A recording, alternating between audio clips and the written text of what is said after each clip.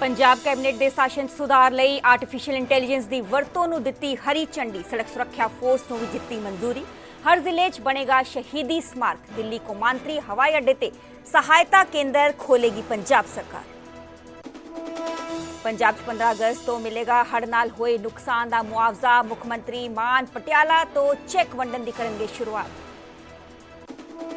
केंद्र सरकार ने लोक सभा च क्रिमिनल जस्टिस नाल जुड़े 3 कानूनां च बदलाव लई पेश किया बिल। हुण नाबालिग नाल रेप ते मिलेगी मौत की सजा। देशद्रोह की धारा भी कीती जा रही खत्म। मणिपुर हिंसा के मुद्दे ते राहुल गांधी ने मुड़ प्रधानमंत्री ते साधे निशाने कहा, मणिपुर नूं बचाउणा नहीं साड़ना चाहुंदे ने पीएम। फौज 2 दिनां च ठीक कर सकती है हालात। स्टेट दा कतल किया गया ते लोक सभा च हस रहे सन प्रधानमंत्री मोदी। आप सांसद राघव चड्डा राज्यसभा तो सस्पेंड। विशेष अधिकार कमेटी की रिपोर्ट आउण तक रहणगे सस्पेंड। संजय सिंह की सस्पेंशन भी बरकरार। राघव चड्डा बोले कि बीजेपी ते वड्डे लीडर्स नूं सवाल करना ही मेरा गुना। पंजाब जल्द होणगियां पंचायती चोणां। ग्राम पंचायतां, पंचायत समितियां ते जिला परिषदां भंग। 31 दिसंबर तो पहला चुणियां जाणगियां पिंडां दीयां पंचायतां। 25 नवंबर तो पहला होणगे जिला परिषद अते पंचायत समितियां दे इलैक्शनस। अबोहर नगर निगम तख्ता पलट। कांग्रेस दे 47 काउंसलर्स बीजेपी च होए शामिल। सुनील जाखड़ ने कीता वेलकम। पंजाब यूथ कांग्रेस नूं मिलिया नवा प्रधान। ब्रह्म महिंद्रा दे बेटे मोहित महिंद्रा बने यूथ कांग्रेस दे नवे प्रधान। राजा वड़िंग ने करवाया मूंह मिठा। विवाद तो बाद बदलिया तख्त श्री नांदेड़ साहिब दा। प्रशासक विजय सतबीर सिंह नूं सौंपी जिम्मेवारी। गैर सिख प्रशासक लगाए जाण ते कीता जा रहा सीगा विरोध। न्यूज़ 18 दे राइजिंग इंडिया शीश शक्ति समागम च मुख मेहमान के तौर पर शामिल होए देश के राष्ट्रपति द्रौपदी मुर्मू। बोले न्यूज़ 18 का यह शो दसदा है कि असीं औरतां दी अगवाई वाले विकास युग च हो चुके हैं शामिल।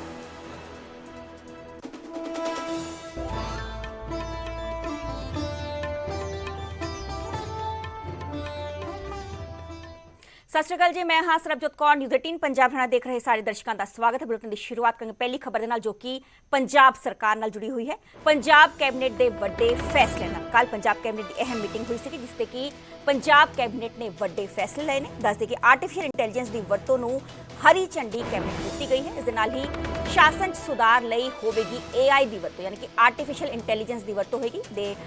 पंजाब सरकार के खजाना मंत्री हरपाल चीमा ने कहा कि शासन सुधार लई आर्टिफिशियल इंटैलीजेंस की वरतों होगी। इस नाल ही सड़क सुरक्षा फोर्स को भी मंजूरी दी गई है, हरी झंडी दी गई है। काबिले गौर है कि सड़क सुरक्षा फोर्स का गठन किया गया है।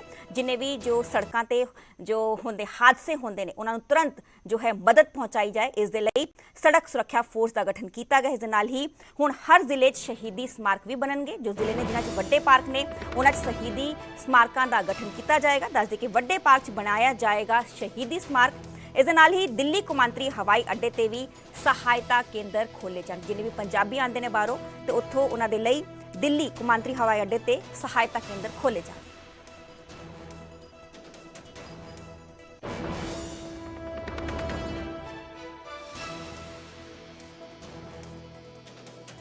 और डिफरेंट डिपार्टमेंट्स का काम सुचारू ढंग नाल चलाउण दे लई, अच्छे ढंग नाल चलाउण दे लई ਉਹਨੂੰ ਅਸੀਂ ਬੜੀ ਜਲਦੀ ਜਿਹੜਾ ਇੰਟਰੋਡਿਊਸ ਕਰ ਰਹੇ ਹਾਂ, ਜਿਹਦੇ ਵਿੱਚ ਅਸੀਂ ਫਾਈਨਾਂਸ ਦੇ ਅੰਦਰ, ਐਜੂਕੇਸ਼ਨ ਦੇ ਅੰਦਰ, ਜਿਹੜਾ ਆਪਣਾ ਮੈਡੀਕਲ ਸਹੂਲਤਾਂ ਦੇ ਅੰਦਰ, ਬੇਸਿਕ ਇਨਫੋਰਮੇਸ਼ਨ ਟੈਕਨੋਲੋਜੀ ਦੇ ਅੰਦਰ, ਇਹ ਸਾਰੇ ਹੈਡ ਦੇ ਅੰਦਰ ਅਸੀਂ ਆਰਟੀਫਿਸ਼ੀਅਲ ਇੰਟੈਲੀਜੈਂਸ ਨੂੰ ਲੈ ਕੇ ਆਵਾਂਗੇ। ਪੰਜਾਬ ਮੈਂ ਸਮਝਦਾ ਇੱਥੇ ਵੀ ਇੱਕ ਪਹਿਲਾ ਸੂਬਾ ਬਣਿਆ ਦੇਸ਼ ਦੇ ਅੰਦਰ ਜਿਹੜਾ ਆਰਟੀਫਿਸ਼ੀਅਲ ਇੰਟੈਲੀਜੈਂਸ ਨੂੰ ਲੈ ਕੇ ਆਵਾਂਗੇ ਤਾਂ ਕਿ ਪੰਜਾਬ ਦੇ ਵਿੱਚ ਸੁਚਾਰੂ ਢੰਗ ਨਾਲ, ਬੜੇ ਅੱਛੇ ਢੰਗ ਨਾਲ ਜਿਹੜਾ ਹੈਗਾ ਉਹ ਕੰਮ ਹੋ ਸਕੇ। ਜਿਹੜੇ ਸਾਡੇ ਫਰੀडम फाइटर ਨੇਗੇ, ਜਿਹੜੇ ਸਾਡੇ ਸ਼ਹੀਦ ਨੇ ਜਿਨ੍ਹਾਂ ਨੇ ਦੇਸ਼ ਆਜ਼ਾਦ ਕਰਾਇਆ, ਜਿਨ੍ਹਾਂ ਨੇ ਕੁਰਬਾਨੀਆਂ ਦਿੱਤੀਆਂ ਨੇਗੀਆਂ, ਉਹਨਾਂ ਦੇ ਨਾਲ ਹੀ ਜਿਹੜੇ ਸਾਡੇ ਲਗਾਤਾਰ ਦੇਸ਼ ਦੇ ਅੰਦਰ ਚਾਹੇ ਕਾਰਗਿਲ ਦੇ ਸ਼ਹੀਦ ਨੇ ਜਾਂ ਦੇਸ਼ ਦੇ ਅੰਦਰ ਕਿਸੇ ਵੀ ਸ਼ਹੀਦ ਹੋਏ ਨੇ, ਉਹਨਾਂ ਸਾਰਿਆਂ ਦੀ ਯਾਦ ਦੇ ਵਿੱਚ ਅਸੀਂ ਜ਼ਿਲ੍ਹਾ ਲੈਵਲ ਦੇ ਉੱਤੇ ਸਮਾਰਕ ਬਣਾਵਾਂਗੇ ਤਾਂ ਕਿ ਉਹਨਾਂ ਤੋਂ ਅਸੀਂ ਪ੍ਰੇਰਣਾ ਲੈ ਕੇ ਦੇਸ਼ ਦੇ ਲਈ, ਸਟੇਟ ਦੇ ਲਈ ਲੜ ਸਕੀਏ।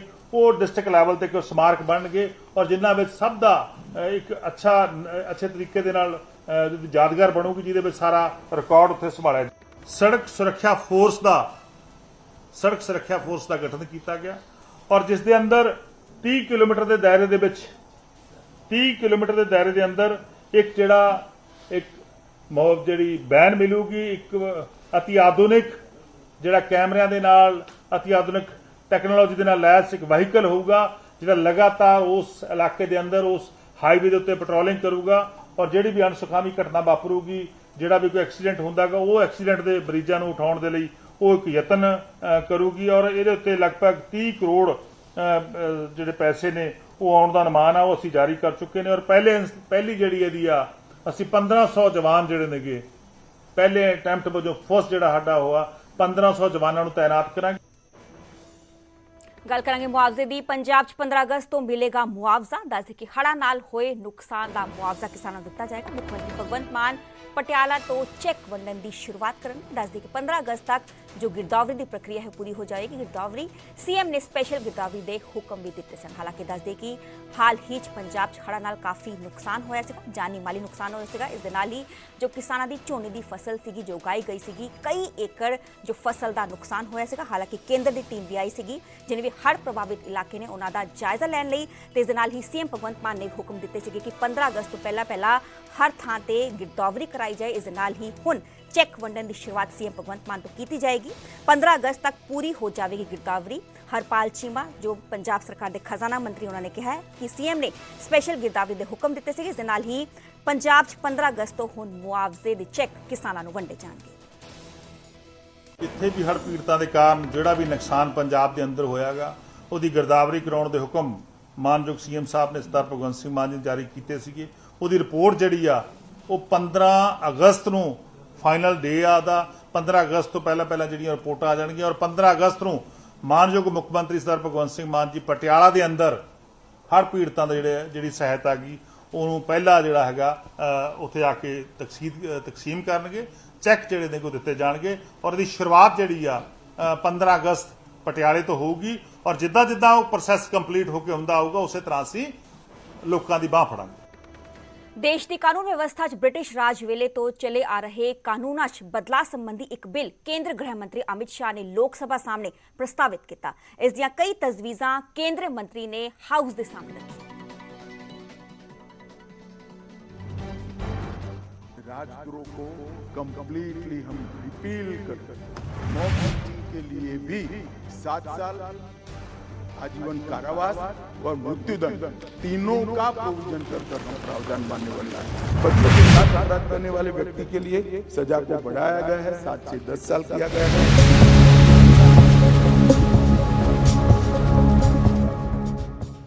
ਕੇਂਦਰੀ ਗ੍ਰਹਿ ਮੰਤਰੀ ਅਮਿਤ ਸ਼ਾਹ ਨੇ ਲੋਕ ਸਭਾ ਵਿੱਚ 3 ਬਿੱਲ ਪੇਸ਼ ਕੀਤੇ ਜਿਸ ਰਾਹੀਂ ਕਾਨੂੰਨ ਵਿਵਸਥਾ ਵਿੱਚ ਵੱਡਾ ਬਦਲਾਅ ਆਵੇਗਾ। इस सदन को कहना चाहता हूं एक ऐतिहासिक निर्णय इस सरकार ने किया है।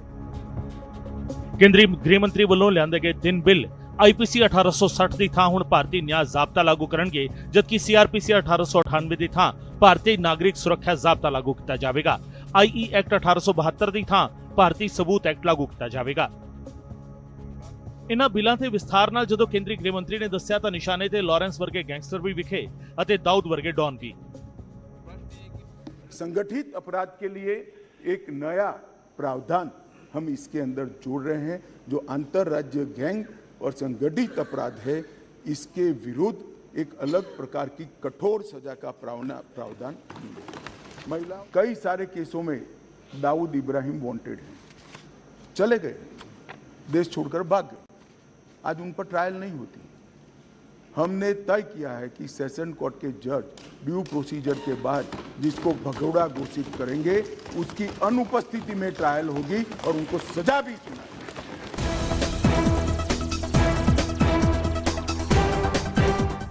ਗ੍ਰਹਿ ਮੰਤਰੀ ਜਿਹੜੀ ਤਜਵੀਜ਼ ਲੈ ਕੇ ਆਏ ਉਸ ਦੇ ਨਾਲ ਮਹਿਲਾਵਾਂ ਅਤੇ ਬੱਚੀਆਂ ਦੇ ਖਿਲਾਫ ਅਪਰਾਧ ਕਰਨ ਵਾਲਿਆਂ ਦੇ ਨਾਲ ਮੌਬ ਲਿੰਚਿੰਗ ਕਰਨ ਵਾਲਿਆਂ ਤੇ ਵੀ ਸ਼ਿਕੰਜਾ ਕੱਸਿਆ ਜਾਵੇਗਾ। शादी, रोजगार, पदोन्नति के झूठे वादे और गलत पहचान प्रकट कर जो यौन संबंध बनाते थे उसको अपराध की श्रेणी में पहली बार नरेंद्र मोदी सरकार लाए। गैंग रेप के सभी मामलों में 20 साल की सजा या आजीवन कारावास का प्रावधान किया है जो आज नहीं है। 18 वर्ष से कम आयु की बच्चियों के मामले में मृत्युदंड का भी प्रावधान। मॉब लिंचिंग का बड़ा शोर मचा है, हमने उसको केयरफुली करा है। मॉब लिंचिंग के लिए भी 7 साल आजीवन कारावास और मृत्युदंड तीनों का प्रोविजन कर हम प्रावधान मानने वाला है।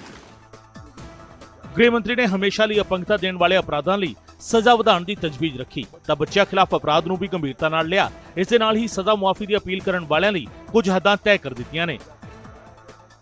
हमेशा के लिए अपंगता अगर आती है या ब्रेन डेड होता है तो इसकी सजा को 10 साल या तो आजीवन कारावास में बदलना पड़ेगा।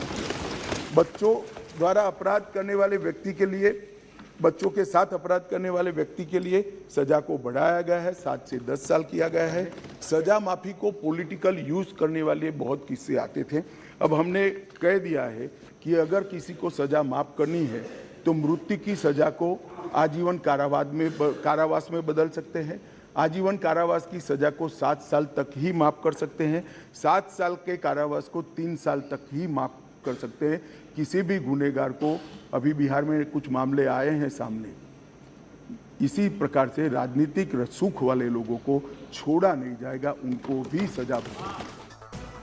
ਕੇਂਦਰੀ ਗ੍ਰਹਿ ਮੰਤਰੀ ਨੇ ਦੋ ਅਜਿਹੀਆਂ ਤਜਵੀਜ਼ਾਂ ਨਵੀਂ ਵਿਵਸਥਾ ਵਿੱਚ ਕੀਤੀਆਂ ਨੇ ਜਿਸ ਦਾ ਲਾਹਾ ਸਿੱਧੇ ਤੌਰ ਤੇ ਆਮ ਲੋਕਾਂ ਨੂੰ ਹੋਵੇਗਾ। ਪਹਿਲੀ ਕੇਸ ਪ੍ਰਾਪਰਟੀ ਨਾਲ ਜੁੜੀ ਅਤੇ ਦੂਜੀ ਨਿਆਂ ਪ੍ਰਕਿਰਿਆ ਵਿੱਚ ਤੇਜ਼ੀ ਦੇ ਬਾਰੇ। आप देखे होगा टूटी फूटी साइकिल, टूटी फूटी गाड़ी, टूटी फूटी ऑटो सालों तक पड़ी, सबने देखा।